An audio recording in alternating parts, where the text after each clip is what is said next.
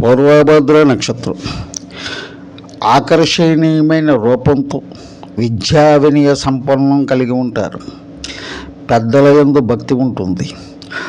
1 నుండి 10 సంవత్సరాల మధ్యకాలంలో అసౌఖ్యకరమైన జీవనం సాగిస్తారు.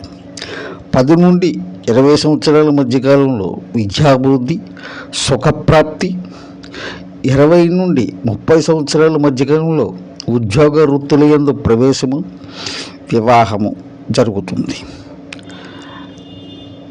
అదే వీరి జీవితాంతం పరుల పోషణలో ఉండి జీవితం గడపడానికి ఎక్కువ అవకాశం కనబడుతూ ఉంటుంది.